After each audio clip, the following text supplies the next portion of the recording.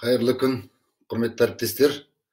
Бүгінгі біздің дәрісіміздің тақырыбы қазақ фольклорының қастерлі әлемі деп аталады. Осы төңіректе сіздерменен біраз сұхбат құрғымыз келіп отыр. Жалпы соңғы кезеңде қазақ гуманитарлық ғылымында қастерлік деген мәселе ерекше алдыңғы лекке қойылып отыр. Оған себеп өздеріңіз білесіздер, елбасының рухани жаңғыру бағдарламасына байланысты Қазақстанда қастерлі Қазақстан деген бағдарламаның қабылдануы, осыған байланысты бүкіл елімізде қастерлі Қазақстан, киелі Қазақстан деген тақырыпта әртүрлі еңбектер жарық көре бастады. Ал енді осы мәселені жалпы қазақ гуманитарлық ғылымында қалай зерделеп жүрміз деген сұрақ қазір біздің алдымызда тұрған үлкен мәселе. Сондықтан дағы Мұхтар Әуезов атындағы әдебиет және өнер институтының биылғы фольклор бөлімінің 3 жылға арналған үлкен тақырыбы қазақ фольклорының қастерлі әлемі деп аталады. Ал енді жалпы осы қастерлік деген не? Қастерлі деген термин қайдан келіп отыр деген тұрғыдан келетін болсақ, бұл жалпы сакральды деген ұғымның баламасы ретінде алып отырмыз бұл терминді. Ал енді сакральды деген дүние осы уақытқа дейін қоғамдық ғылымдарда негізінде діни ұғымменен байланысты болып келгенін сіздер жақсы білесіздер. Әсіресе мына қазақ тіліне аударылған кезде сакральды деген ұғымды қастерлі, киелі, әулие деген ұғымдармен байланыстырып айтады. Бұл бір жағынан алғанда дұрыс та сияқты. Қастерлі Қазақстан, киелі Қазақстан, Қазақстанның киелі орындары, киелі мекендері, әулие тұлғалары деген тұрғыдан келген кезде, әрине бұл терминнен бір оғаштық табылмайды. Бірақ егер ғылыми тұрғыдан келетін болсақ бұл мәселеге, жалпы философия ғылымында, мәдениеттану ғылымында, жалпы қоғамдық гуманитарлық ғылымдар саласында бұл мәселені қалай зерделеп келеді деген тұрғыдан келетін болсақ, бұл терминді қазақ тілінде орнықтырудың өзіндік бір көкейкесті мәселесі туындайтынын көріп отырмыз. Соңғы кезеңде әсіресе қастерлі Қазақстан, киелі Қазақстан деген ұғым қазақ мәдениетінде, қазақ мәдениеттану ғылымында орнығып қалған сияқты. Оны біз соңғы кезеңдегі шығарылып жатқан кітаптардан да байқап отырмыз. Ал енді ғылымда бұл мәселе қалай зерделенеді деген кезде ең алдыменен осы қастерлілік деген құбылыстың арғы тегіне, мәніне үңілуіміз керек. Жалпы философия ғылымында, қоғамдық ғылымда сакральды деген ұғым көп жағдайда діни ұғымменен байланысып келгені белгілі. Бұл қарапайым адамдардың ұғымында, қарапайым адамдардың түсінігінде бұл әрине дұрыс ұғым. Бірақ осыған ғылыми тұрғыдан келетін болсақ, бұл сакральдық деген немесе қастерлік деген дүниенің арғы тегі діннен де терең кететінін көруге болады. Міне осы тұрғыдан келген кезде қастерлік деген адам санасында жалпы алғаш қауымдық құрылыстан басталатын адамның саналық, эволюциялық өсу кезеңдерінде қарайтын болсақ, бұл адам мәдениетінің, адамзат мәдениетінің, адамзаттың ойлау жүйесінің қалыптасуындағы ерекше құбылыс екенін ғалымдар ерекше бөліп отыр. Бұны алғаш ғылымда бірінші рет, алғаш рет бөліп көрсеткен 19 ғасырдың аяғындағы Дюркгейм деген француздың ғалымдары. Жалпы сакралдық деген дүниені ғылыми айналысқа түсірген әрине ғалымдар. Алғаш қауымды құрылыс кезеңінде бұл қастерлік деген мәселеге қарапайым адамдар мән берген жоқ. Бұл адамдардың санасындағы эволюциялық құбылыс ретінде өзіндік заңдылығыменен жүзеге асып жатқанын көруге болады. Міне осы тұрғыдан келген кезде бірінші бұл сакралдық деген терминнің өзі ағылшын тілінде сакраль, орыс тілінде сакральное, ал оның арғы тегі латын тілінен алынған сакрум деген дүниеге келеді. Бұның тікелей мағынасын алатын болсақ, әрине әулиелік дегенге келеді.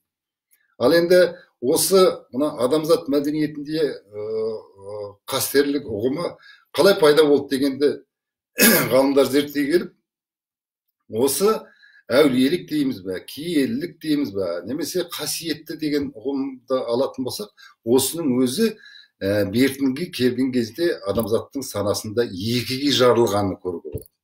Біреуі қастерлі ұғымдар, екіншісі қастерленген ұғымдар.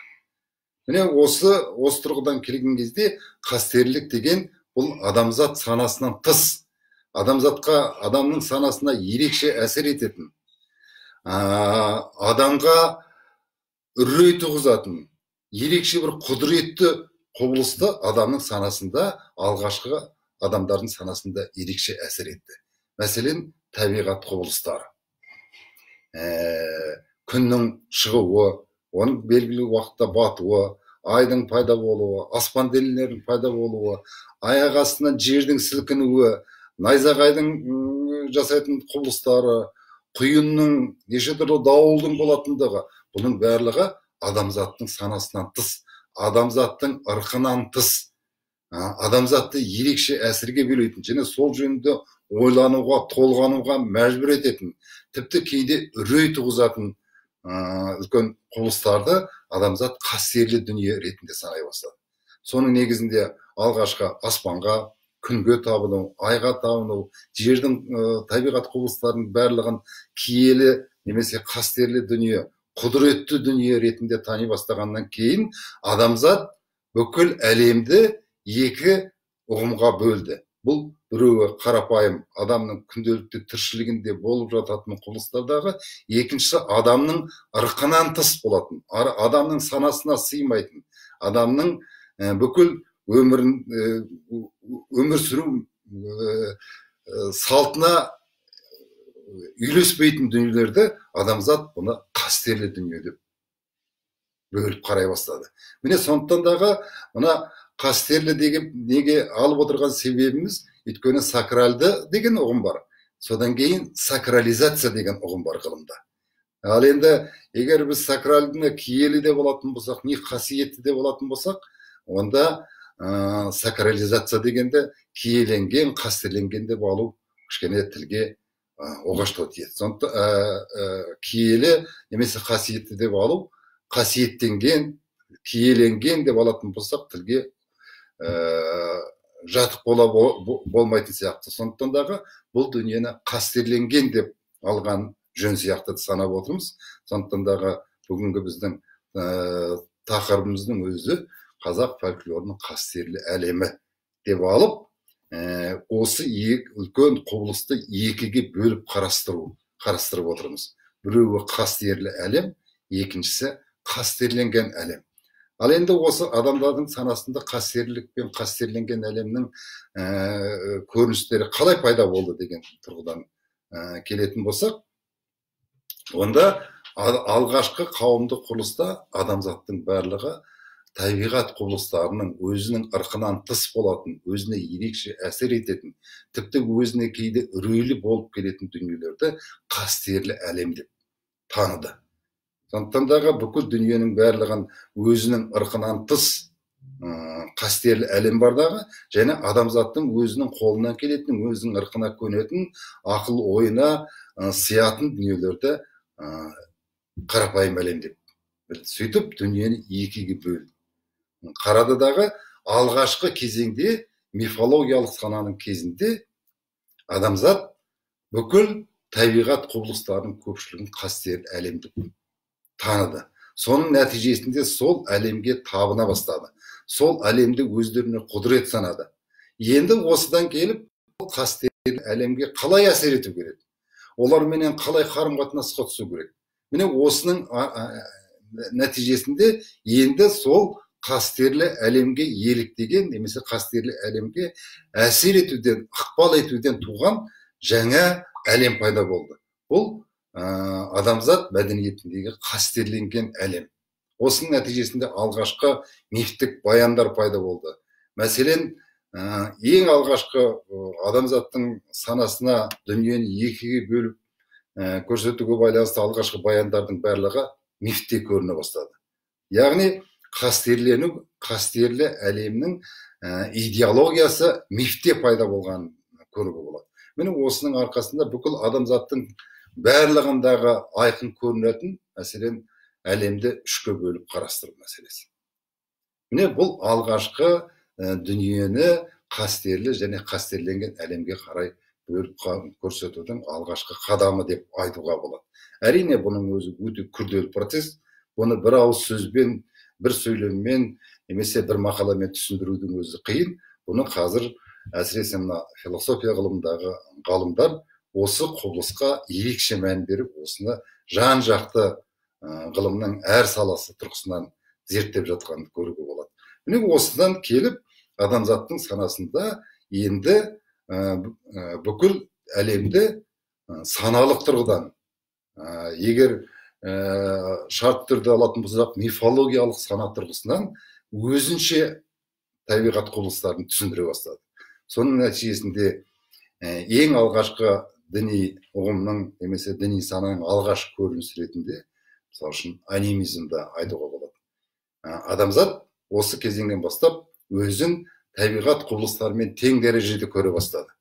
Сөйтіп, бүкіл дүниенің барлығы адамның өзі сияқты жанды дүние деп теңдестіре қараттағы бүкіл дүниенің барлығының жаны бар деген ұғымға келді. Міне осы кезеңнен бастап алғашқы қастерлену процесінің пайда болғанын көруге болады. Мәселен, алғашқы дүниенің үш бөліктен тұратыны жөніндегі мифологиялық түсінік қазақтардың болмада қалай көрінеді? Мәселен, ең көне мифтердің бір сарыны былай болып келеді. Бұрынғы қазақтар, ежелгі қазақтардың, арғы қазақтардың санасы бойынша дүниені көкөгіз көтеріп тұрады екен. Ол көкөгіз үлкен нән балықтың үстінде тұрады екен. Ол балық теңіздің үстінде тұрады екен. Ал енді көкөгіздің мүйізінде жер тұрады екен. Жердің үстінде үлкен бәйтерек өсіп тұрады екен. Ол бәйтеректің басында самұрық ұя салады екен. Самұрықтың түбінде айдақар жатады екен. Міне осындай мифтік алғашқы түсінік әлемді үшке бөліп қарастыру. Бұны Шоқаннан бастап қазақ этнографтарының көпшілігі жазды. Бұл бүкіл әлемдегі адамзаттың ұғымындағы ғарышты, бүкіл әлемді, дүниені, ғаламды үшке бөліп қарастырады. Үстіңгі әлем, жоғарғы әлем, ортаңғы әлем, төменгі әлем. Ал былайша келетін болсақ, төменгі әлем өлілердің әлемі, ортаңғы әлем адамзаттың әлемі, жоғарғы әлем бұл тәңірдің әлемі, немесе жоғарғы рухтың әлемі деп келетін дүние. Міне осындай дүниені үшке бөлудің арқасында небір керемет адамзаттың санасында мифтер пайда болды. Міне осыдан кейін мифтік сана енді кез келген дүниенің себебін іздей бастады. Міне осының нәтижесінде алғашқы жаңағы қастерлену мәселелерін көруге болады. Сондықтан осы үш әлемде өмір сүретін дүниенің барлығы адамдарға санасына сыймайтындықтан оларды қастерлі әлем ретінде көре бастады. Сөйтіп, мәселен, қазақтың арғы қазақтың санасында бәйтерек ұғымы пайда болды. Оның басындағы самұрық туралы мифтер пайда болды. Өстіп аспан денелері жөніндегі алғашқы ұғымдар. Мәселен, айдың беті неге тыртық, немесе одан төмендеп келген кезде қарлығаштың құйрығы неге айыр, Келіншек тау деген тау қайдан пайда болған деген сияқты алғашқы мифологиялық баяндар пайда болды. Осы мифологиялық баяндар арқылы табиғаттың күнделікті адамның тіршілігінде өмір сүріп жатқан дүниенің өзі әрқайсысы қастерлі дүниеге айнала бастады. Міне бұл қастерлену процесінің алғашқы көріністері. Міне осындай мифологиялық баянның немесе жаңағы алғашқы ғылым ұғым түсініктердің нәтижесінде қастерлі әлемге еліктеген, қастерлі әлемге әсер етуден туған қастерленген әлем пайда болды. Сөйтіп, осының нәтижесінде мәдениеттің алғашқы ұшқындары, фольклордың алғашқы көріністері, өнердің алғашқы көріністері пайда болды. Міне осындай дүниеге келген кезде өнерде дағы, мәдениетте де туған құбылыстар адамдардың санасында олар да бір ерекше құдіретті әлем сияқты көрінді. Мәселен, алғашқы абыздар, немесе бақсылар, немесе жыршылар. Олар жай қарапайым әдеттегі адамдардан мүлде бөлек. Олардың қолынан мүлде басқа дүние келеді. Мәселен, біреу керемет музыка шығарады, сол арқылы адамзатқа әсер етеді. Немесе екіншісі бақсылар өзінің әрекетінде неше түрлі ойындар көрсетеді. Жанып жатқан, қызарып жатқан шоқты аузына шалып шайнайды. Немесе жаңағы кездікті отқа аттап алып тілімен жалайды. Немесе шаңырақтың басына шығып ойнап кетеді. Осының барлығы айналып келгенде ол адамның немесе ол тұлғаның өзінше жай адамдардан бөлек қасиеті бар екендігін көрсетеді. Соның негізінде анау жаңағы табиғат құбылыстарына табынып келген адамдар енді соған параллель ретінде, соған тіндес ретінде жаңа әлемді өздерінің санасында жасай бастады. Соның нәтижесінде өз қарапайым адамдардан ерекшеленетін, қарапайым адамдардың санасына ерекше әсер ететін, немесе оған бір тылсым құбылыс құратын, немесе оған ерекше үрей туғызатын дүниенің барлығын қастерлі әлем ретінде көрсете бастады. Бұл жалпы адамзат мәдениетінің пайда болуындағы жаңа үлкен қадам болды. Осының нәтижесінде адамдардың саналық өсу кезеңі басталды. Демек, адамдардың санасында енді кез келген дүниені анау қастерлі әлемменен салыстыра отырып, өзінің қастерленген әлемін құру заңдылығы пайда болды. Осы заңдылық адамзат санасын үнемі алға сүйреп келатқанын көруге болады. Мәдениеттің дамуында дағы, адамзат санасының дамуында дағы, тіпті ғылымның дамуында дағы осындай үлкен құдіретті күштің адамзат санасында пайда болғанын көруге болады. Бұл сакралдық құбылысының немесе қастерлік құбылысының қастерленген әлемге ауысуы. Міне осы дүниенің барлығы мен қазір өте бір қарапайым бір жақта түсіндіріп отырғанмен дағы осы құбылыстың мәдениеттің адамзаттың санасының барлық саласына енгендігін көруге болады. Бұл фольклорда дағы, бұл этнография саласында дағы, күнделікті тұрмыс тіршілікте дағы айқын көріне бастады. Сондықтан дағы 19 ғасырдың екінші жартысындағы осы сакралды құбылысын ерекше зерттеген Дуркгейм бірінші рет ғылыми тұжырымдама жасады. Бұл сакралдық деген немесе қастерлік деген дүние бұл әлеуметтік мәселе деген. Демек, әлеуметтік мәселе болғандықтан дағы бұл қоғамдық мәселе. Ал енді адамзаттың жалпы басқа тіршілік әлемінен негізгі ерекшелігі оның санасының болуы, сонымен қоса өзіне сәйкес қоғамды құруы. Ал енді қоғамдық идеологияның негізгі күші осы қастерлік әлемнің пайда болуымен тікелей байланысты. Бұл тұрғыдан келген кезде біз осы уақытқа дейін жалпы ғылымда мәдениеттің тарихы, мәдениеттің дамуы, діннің тарихы тұрғысынан бұл мәселені бір қырынан жанамалап болса зерттеп келгенімізді көруге болады. Бірақ бұны ғылыми категория ретінде, ғылымдағы жалпы адамзат санасындағы өзінше бөлек құбылыс ретінде бөліп көрсету, бұл қазіргі ғылымдағы ең басты мәселенің біріне айналып келе жатыр. Сондықтан дағы адамзаттың дамуында, адамзат мәдениетінің дамуында, соның ішіндегі әдебиет пен өнерді дамытудағы қастерлік құбылысының, қастерлену құбылысының иесі осы екі құбылыстың ерекше мәні бар екендігін көруге болады. Сондықтан дағы қазіргі ғылымда, әсіресе қазақ фольклортану ғылымында қастерлік әлемнің жалпы фольклордағы өзіндік орны менен, оның рөлін, оның ерекшеліктерін, жалпы қазақ фольклорында қастерлі әлемді зерттеу қазіргі ғылымдағы ең басты өзекті мәселенің біріне айналып отыр. Ал енді осы мәселе қастерленген әлем, қастерлік әлемі қазақ фольклорында қалай көрінеді деген тұрғыдан келетін болсақ, оның алғашқы бір элементтерін жаңа айттым. Мысалы үшін әлемді үш деңгейге бөліп қарастыру мәселесінде. Енді осы дүние фольклорға келген кезде фольклордың әрбір кезеңдік сатысында осы қастерлену құбылысының ерекше әсер етіп отырғанын көруге болады. Мәселен, қазақ фольклорындағы наным сенімдер фольклор. Осы тұрғыдан келетін болсақ, қастерлену құбылысы наным сенім фольклорына қалай әсер етті, немесе қалай көрінеді деген тұрғыдан келетін болсақ, біздің ойымызға бірден бақсы құбылысы елестейтін белгілі ғой.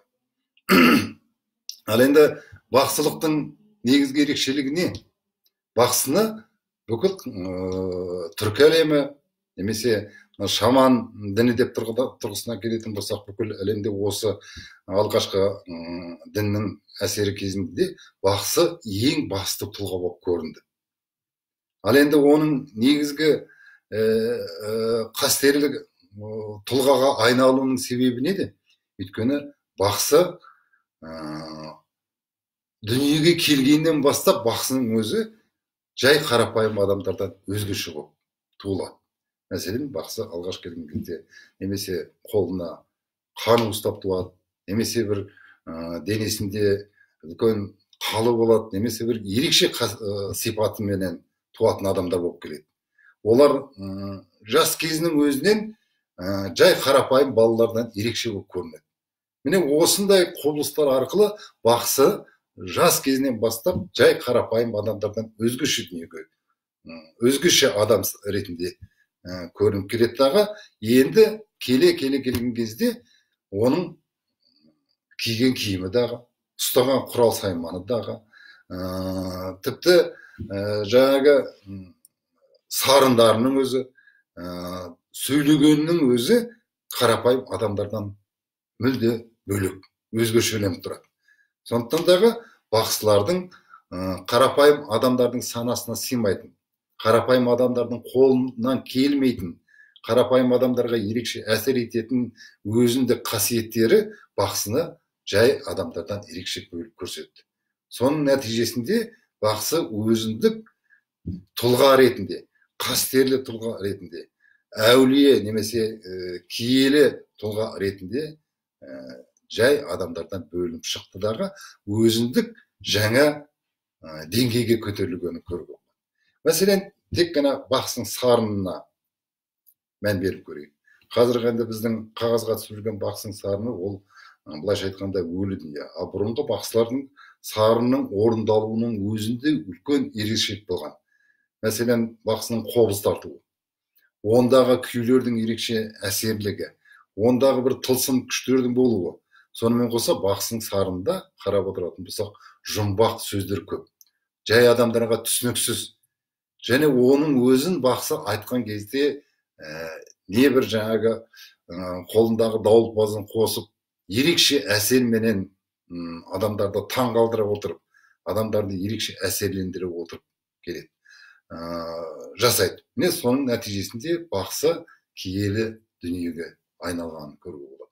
Немесе абыздар, олардың қолынан да келмейтін дүние жоқ. Олар жаңағы адамдардың ойына келмейтін болашақты болжайды. Немесе түсін жорып береді. Немесе керемет ғұрыптарды өткізеді. Оның барлығы қарапайым адамдар үшін ерекше жұмбақ. Немесе тылсым. Немесе оның санасына сыймайтын, қарапайым адамдарға ерекше әсер ететін дүниені біздің фольклорлық сана бойынша немесе мифологиялық сана бойынша оны көрсетеді. Олардың айтып отырған баянының өзі, істеп отырған дүниесінің өзі адамдардың, қарапайым адамдарға ерекше әсер етеді. Мәселен, бақсылардың басқа әлемге адамның жанын іздеп сапар шегіп кететіні. Осының барлығы айналып келгенде қастерлі құбылысының адамзаттың мәдениеті менен өнердегі жаңа дүниені туғызудағы ерекше құбылыс болғандығын көруге болады. Міне осының нәтижесінде әр мәдениетте өзіндік қастерлі бейнелер, қастерлі тұлғалар пайда болды. Ал сонымен қоса, екінші жағынан қастерлі баяндар тарай бастады. Мәселен, жаңағы абыз жөнінде, бақсы жөнінде небір керемет әңгімелер, баяндар, мифтер адамдардың санасына ерекше әсер етті. Немесе олардың жаңағы ауру адамды емдеудегі дүниесі, немесе кез келген жаңағы адамдарға болашақта болатын оқиғаны болжап беруінің өзі адамдарда осы қастерлік арқылы жаңа ұғым түсінік пайда болғанын көруге болады. Міне енді осы дүниелердің барлығы айналып келіп фольклорлық жанрларға әсер еткенін көруге болады. Мәселен, қазақ фольклорындағы осы қастерлі ұғымдардың өзінің саты-сатысымен қалай дамығанын көруге болады. Мысалы үшін, эпостағы кейіпкерлердің өмірі, немесе ертегілердегі тұлғалардың қастерлі құбылысы, олардың адамның қолынан келмейтін дүниені жасауы. Мәселен, ертөстіктің жердің астына түсіп кетуі, судың ішіне батып кетуі, немесе самұрыққа ұшып қайтадан екінші әлемге келу, осының барлығы қастерлік құбылысының көріністері деп қарастыруға болады. Ал енді осы қастерлі құбылысы фольклордың басқа жанрларында қалай дамыды деген келетін болса, жаңағы эпостардан көруге болады. Мысалы үшін, көне эпостарға келетін болсақ, ондағы мәселен Құламерген, Жоямерген, Дотан батыр сияқты ежелгі эпостарға қарайтын болсақ, ондағы кейіпкерлердің барлығы жаңағы басқа бір құбыжықтарменен шайқасып жатады.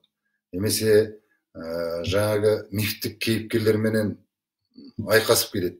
Міне осының барлығы жаңағы кейіпкерге деген ерекше қасиеттерді жинақтаудың дүниесі. Бұл анау қастерлік әлемдегі құдіреттілікті, немесе жаңағы адамның санасына сыймайтын ерекше қасиеттерді сол кейіпкердің бойына жинақтау арқылы көрінеді. Бұл алғашқы мифтік сана арқылы келеді.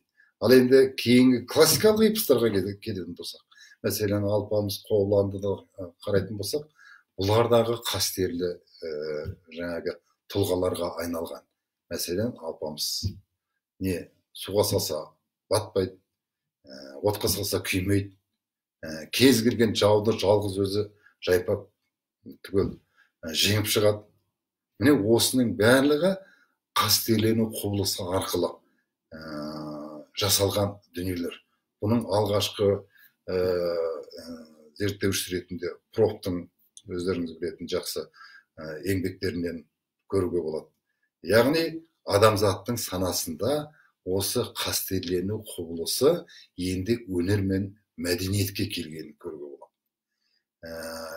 Мәселен, отбасы фольклорындағы бұл құбылыстың ерекше көрінетінін көруге болады. Мәселен, қазақтың санасында шаңырақ, босаға, табалдырық бәрі киелі, қасиетті, қастерлі ұғым болып саналады. Ал бірақ бұлардың қандай артықшылығы бар, ерекшелігі бар? Жаңағы құдіретті дүние бұл заттардың бойында жоқ. Ал енді осыларға қастерлендіру құбылысы қалай әсер етті деген тұрғыдан келетін болсақ, мәселен, бұл жаңағы алғашқы мифтік түсініктің ендігі жаңағы фольклордың басқа жанрларында орныққандығын, сол арқылы адамзат санасында қастерлендіру құбылысының қалай жүзеге асқанын көруге болады. Мәселен, шаңырақ. Шаңырақты былай алатын болсақ, ол басқа халықтар үшін, басқа әлем үшін онша қастерлі дүние болып көрінбеуі мүмкін. Бірақ көшпенділер әлем үшін бұл ең басты қастерлі бұйымның біреуі. Өйткені шаңырақтың бүкіл бейнесі бұл жаңағы бүкіл ғарыштың бейнесіндегі күннің бейнесіменен тіндес болып келеді.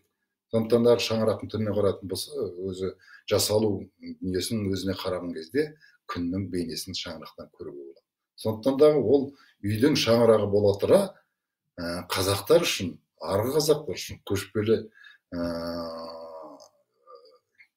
көшпелілер әлемі үшін бұл күннің бейнесін беретін қастерлі құбылыстың біреуі. Сондықтан дағы үйдің өзін ғарыштың шағын моделі кигіз үйді деп алатын болсақ, соның ішіндегі ең қастерлі бөлігі бұл шаңырақ болып есептеледі. Сондықтан дағы қазақ фольклорында, отбасы фольклорында бұл шаңырақты ерекше қастерлі ұғым ретінде танығанын көруге болады. Ал енді босаға, бұны да енді фольклор танушылар жақсы біледі. Босағаны неге қастерлілік әлемінің бейнесі ретінде тануға болады? Мәселен, золдаттың қыз сыңсып айтып отырған кезде айтып, босағаға жабысып, босағаға өзінің мұңын шағып жылайды. Алтында менің босағам, күмісте менің босағам, мені бұл үйден жібере көрме деген сияқты. Бүкіл қазақ фольклорындағы ұғымдардың ішінде босаға, ақ босаға, алтын босаға, күміс босаға сияқты қастерлі, өте бір жағымды бұйым ретінде танылады. Өйткені себебі жаңағы бүкіл әлем жөніндегі мифологиялық сана бойынша босағадағы, табалдырықта бұл екі әлемнің шекарасы. Міне, сондықтан дағы өзінің үйінен басқа үйге, немесе өзінің әлемінен басқа әлемге кетіп бара жатқан адам, ол өзінің қастерлі босағасына жалбарынады, қастерлі босағасын қимайды. Сол мені жібермесе екен, мен басқа әлемге бармасам екен деген. Тіпті өлімді жөнелтудің өзінде босағадан немесе табалдырықтан шығарған кезде өлімді аяғын сыртқа қаратып, және табалдырыққа қойып, біраз дамылдатып барып шығарады. Бұның өзі дағы ежелгі қазақ мифологиясында бір әлемнен екінші әлемге шығарып салудың ғұрпы ретінде көрінеді. Міне осындай қарапайым ұғымдардың өзінде жаңағы қастерлендіру құбылысы арқылы, қастерлендіру заңдылығы арқылы кез келген дүниені адамдар өзінің санасында қастерлі әлемге, қастерлі дүниеге қосып, қастерлеп өзінің санасында ерекше қадірлейтін дәрежеге жеткізетінді көріп болады. Осы сияқты қастерлену құбылысындағы көп дүниелердің бірде қастерлену құбылысына қалай ауысқандығын, немесе ол қастерлік қасиетінен қалай ажырағанын көруге болады. Мәселен, табиғаттың құбылыстары ашылған сайын, табиғаттың жаңа сырлары ашылған сайын, ғылым дамыған сайын, бұрынғы адамдардың санасында қастерлі болып келген құбылыс енді жай қатардағы құбылыстардың дүниесіне қосылғанын көруге болады. Мәселен, осы уақытқа дейін біз найзағайдың пайда болуына қастерлі құбылыс ретінде қарап келдік. Бірақ кейіннен найзағайдың қалай пайда болатыны физика ғылымында ашылғаннан кейін, бұны адамдар бұл бұрынғыдай қастерлі дүние емес екендігін білді.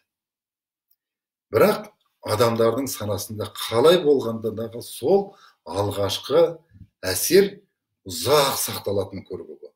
Қазірдің өзінде дағы біз сол найзағайдың қалай пайда болатынын біліп тұрсақ дағы, егер найзағай ойнаса, оған қастерлі құбылыс ретінде өзіміздің иманымызды айтып, дұғамызды оқи бастаймыз. Бұл адамдардың санасындағы саналық, мифологиялық сананың ұзақ сақталатындығын және сол заңдылықтың адамзат санасын әлі күнге дейін сүйреп келе жатқандығын көруге болады. Тіпті қазіргі заманның өзінде осы қастерлі құбылысы адамзаттың санасында әлі жұмыс істеп келе жатыр.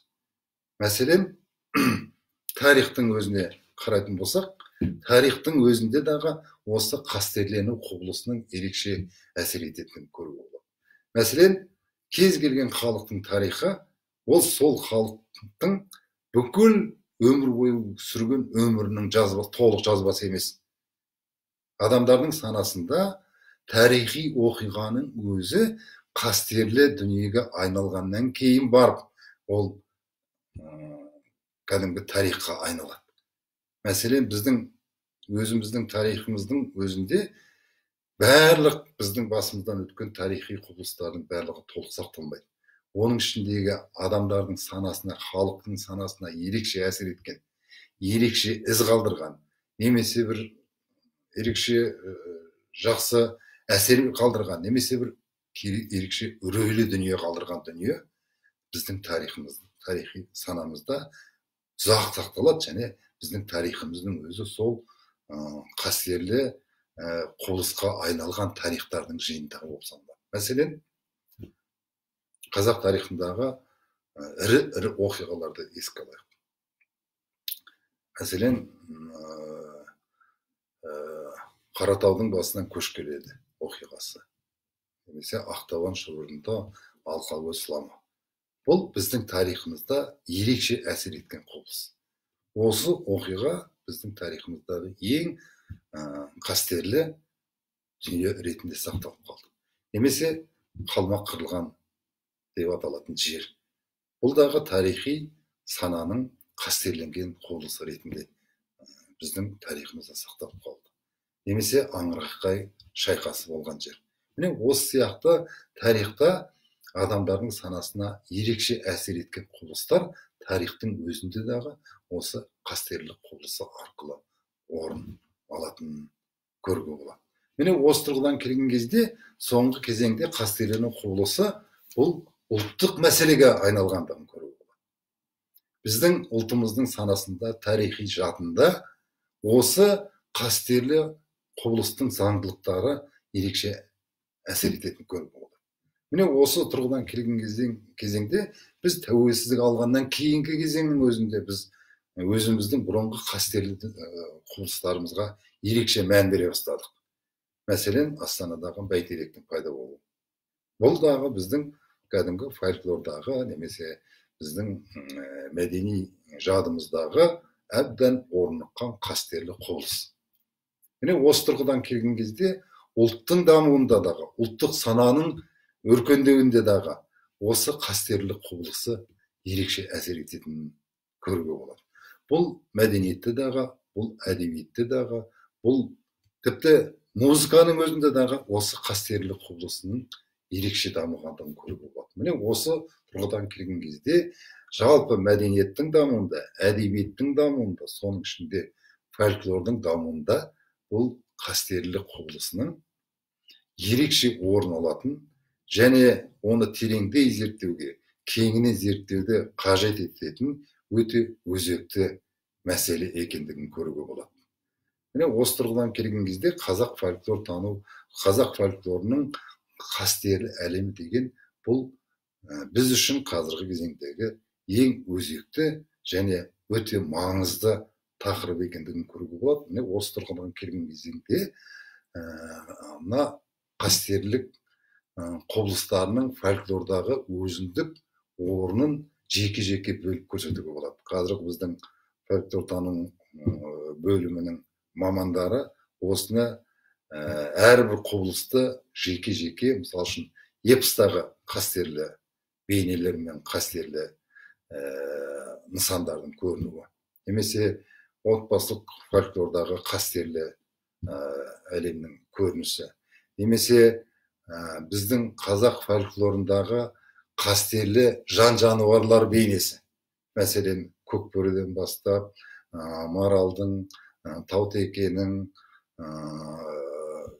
тағы басқадағы құбылыстардың біздің қазақ фольклорындағы қастерлі әлемі қалай көрінді.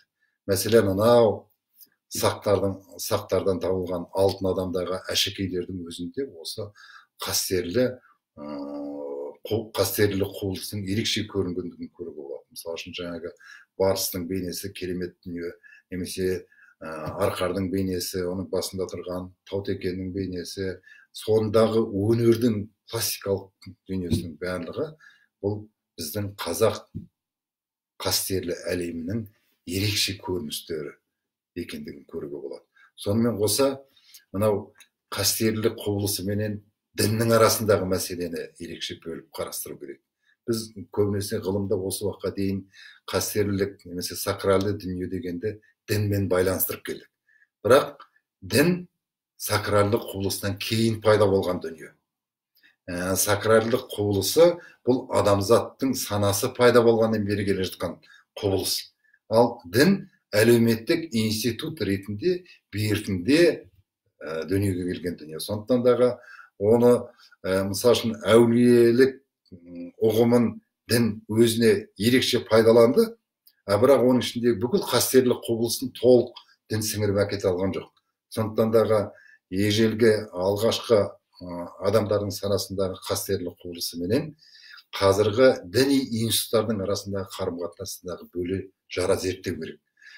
Бұл тұрғыдан келген кезде қазақ фольклорының дағы құрылымынан осы діни әулиелікпенен қастерлі құбылыстың қарым-қатынасын айқын көруге болады.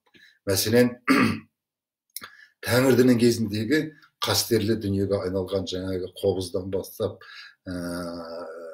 бақсыдан бастап, сол кезеңдегі пайда болған дүниелердің барлығы кейіннен ислам дініне сіңісіп кеткенін көруге болады. Ислам дініне келгеннен кейін. Мәселен, қазіргі оның айқын көріністерін жай қарапайым адамдарда байқап көре алады. Мәселен, оңтүстік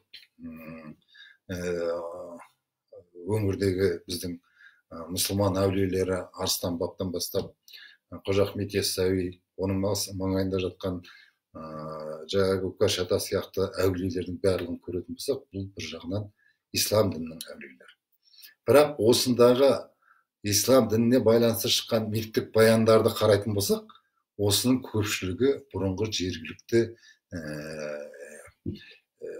халықтың арасында айтылып жүрген мифологиялық мотивтер мен сюжеттерді пайдаланғандығын көруге болады. Міне сондықтан дағы бұл діни ұғымдар менен, діни қастерлілік менен жалпы қастерлі құбылыстың арасындағы жіктің әбден сіңісіп кеткенін көруге болады. Міне осы тұрғыдан келген кезде, мысалы үшін, оңтүстіктегі мәселен Арыстан бабқа байланысты, Арыстан баптан басталып бүкіл баптарға байланысты туатын мифологиялық сюжеттер менен дәл соның жанында қазығұрт сияқты анау ежелден келе жатқан мифологиялық құбылыстың қатар өмір сүріп жатқанын көруге болады.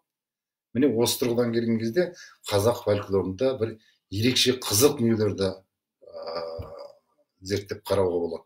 Соның ішінде, мәселен, Тәңір діні менен ислам дінінің арасындағы сіңісіп кеткен дүниелерді. Мәселен, бақсының сарынына қарап отыратын болсақ, алғашқы бақсының сарыны ол ислам дініне оған әсер еткен жоқ. Ал бірақ кейінгі бақсылардың сарынын қарап отыратын болсақ, онда исламның әулиелері пайғамбардан бастап, Алла тағаладан бастап бәріне бақсы сыйынып шығады. Бұрын өзінің жаңағы жындарын шақырған кезде олардың өзіне ерекше аттар қойып, бүкіл әлемге Тәңірге сыйынатын болса, енді соңғы кезеңдегі бақсылар өзінің бақсыларының өзінде ислам дінінің жаңағы белгілерін, ислам дінінің әулиелерін аузына алып соған табына бастағанды көруге болады. Міне осы тұрғыдан келген кезде адамдардың санасында мәселе діни ұғымдардың бір біріменен қарама қайшылығында немесе бірінің бірін сіңіріп алуында емес, осы екі құбылысындағы қастерлі құбылысты өзіне өзек етіп алғандығын көруге болады. Мәселен, кез келген діннің негізінде осы қастерлі құбылыс жатыр. Мәселен, кез келген әулиені әулие ететін дүние осы қастерлендіру, адамзаттың санасындағы қастерлендіру құбылысын пайдаланғандығын көруге болады. Кез келген нысанның әулие нысанға айналып кетуі. Мысалы үшін ата бабалардың зираттары, немесе негізі бір керемет шайқас болған дүниелер.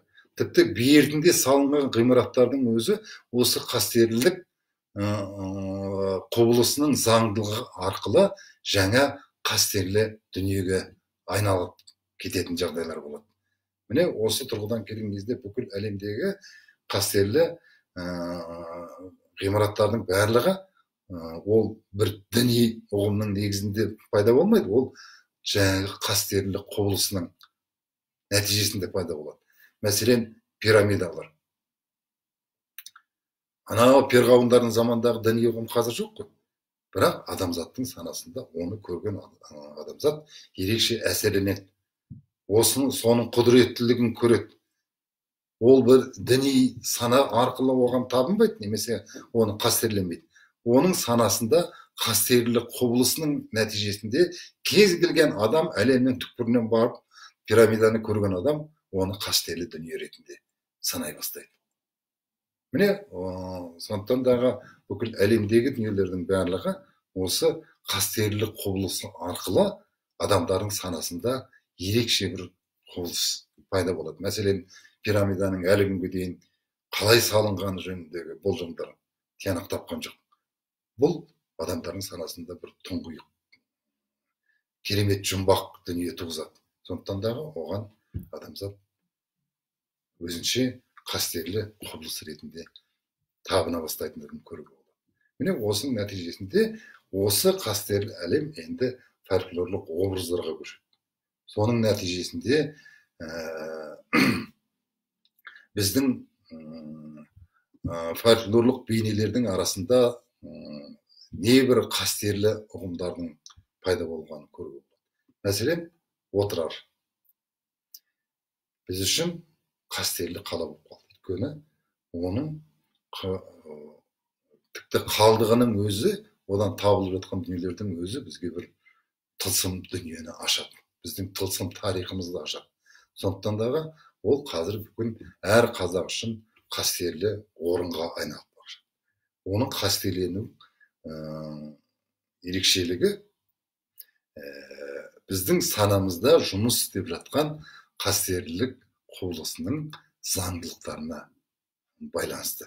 Сондықтан дағы фольклорды зерттеген кезде, этнографияны зерттегенде, біздің тарихи санамызды зерттеген кезеңде осы қастерлі құбылыстың халыққа қалай әсер еткендігін ерекше біз назарда ұстауымыз керек. Сондықтан дағы қастерлі құбылысын зерттеу, жалпы қазақ фольклорының қастерлі әлемін зерттеу, оны саралау, оның ерекшеліктерін ашу, бұл гуманитарлық ғылымдардағы ерекше басты дүниенің бірі.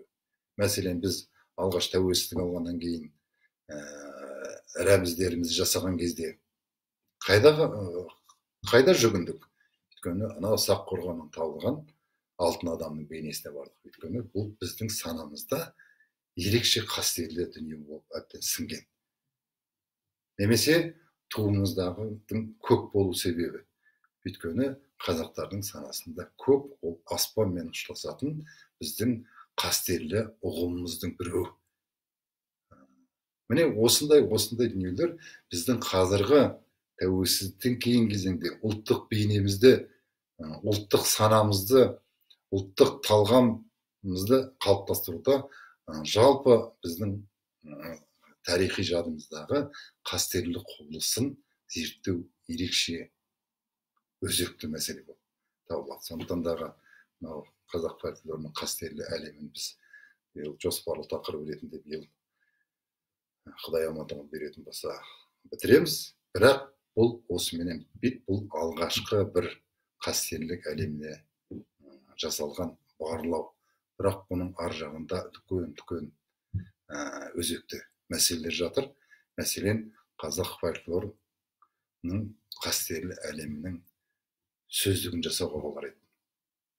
Оның өзіндік әр кезеңге сәйкес өзіндік ерекшеліктерін ашып көрсетуге болар еді. Сондықтан бүгінгі мынау дәрісімізде осы қастерлік әлемінің жалпы ерекшеліктері, шығу тегі, оның термин ретінде қалыптасуы, жалпы адамзат мәдениеті менен біздің ұлттық мәдениетіміздегі алатын орнына шағын шолу жасадық. Бүгінгі дәрісімізді тыңдап, ден қойып тыңдағандарыңызға ерекше ризашылық білдіреміз. Аман сау болайық. Қашанда жақсылықпен жүздесуге жазсын. Мынау әлемді жайлаған дерт бізден тезірек кетсін деген тілекпенен дәрісімізді аяқтаймыз. Рахмет, сау болыңыздар.